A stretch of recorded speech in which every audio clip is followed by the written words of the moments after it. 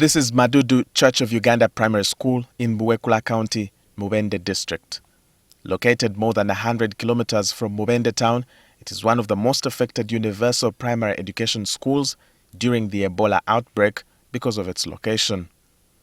Nora Nambwere has 3 of her children studying here, but she is now worried about the future of her children regarding education because of the impact of Ebola to the school. They did not study the second term. They started third term in the middle. They did not study. They were only called to do exams, but they did not study. Nambwere told us that the school generally had a shortage of teachers, which was worsened by the Ebola outbreak. She says they had been raising some funds to support the school besides the government capitation grant. The school doesn't have enough teachers, so they hire some teachers and ask us to pay some money to meet the cost of paying them. This office here holds reading materials for the school. However, the broken window panes have since let the weather take a toll on them.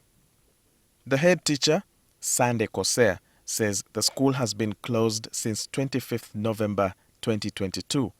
These learners most of them are bad loaf. Because they never attended primary 1.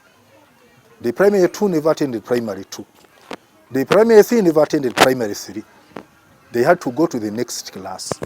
So you can see that there is a challenge in between there. Government came up with a new curriculum. They call it abridged curriculum. There are other topics they put out, and those they stayed in that curriculum. I know it may help them, but still it is a task ahead of the teachers. The status of the school. It's bushy. We need security. We need even some other items to use. For instance, some SOPs, utilities broke down. Like the hand washing facilities, soap is no longer there, and we still need these items because they are vital in controlling the spread of Ebola. The Ebola scare was real. You see that area was hardly hit. It was an AP, they call it epicenter. It was hardly hit. Every day they would see ambulances moving around, so with that fear, they could not bring back their children. He expects the district education office to intervene, though he has not heard from them. They are yet to call us for a meeting to discuss on that issue, but I know they are preparing for that meeting, because when Ebola broke out, they used these, should we call NGOs especially. They were the people who are very much involved in this exercise. The school lost 102 pupils because of the Ebola outbreak. At the time, the enrollment stood at 672 pupils. So Kosea is worried many may not return. P7, there were 3 candidates. They dropped out completely. By the rest, started coming up. Slowly by slowly. They would come a week, 3 days, 2 days, go back because of that fear. We are going to convince them. As teachers, we are trained. We are people who can talk to these parents. If others refuse, maybe government will have to come in, because we know that a child belongs to the state. The numbers are important because they determine how much capitation grant a school receives. Kosea says government pays 20,000 shillings for each child every year. This means his school will receive approximately 11,400,000 shillings for this calendar year. 20,000 shillings cannot maintain those learners through the whole year.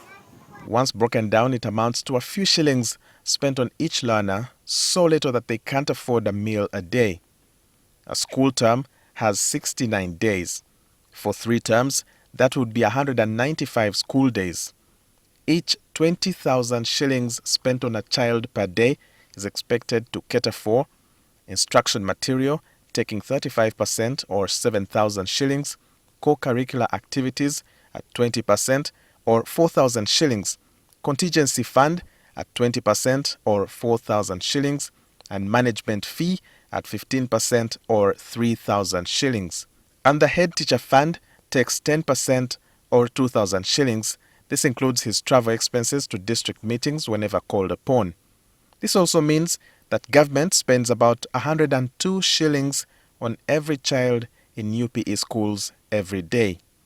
Asaf Kabunga is the district education officer for Mubende district.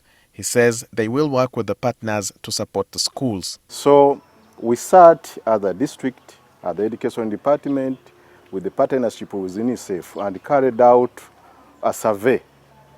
Who are those who are affected in the most hit sub-counties?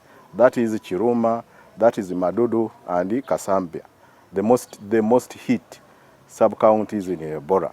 So I've come out with a program of going on the ground before the term opens. One, to give socio-psycho support to the parents, to the learners.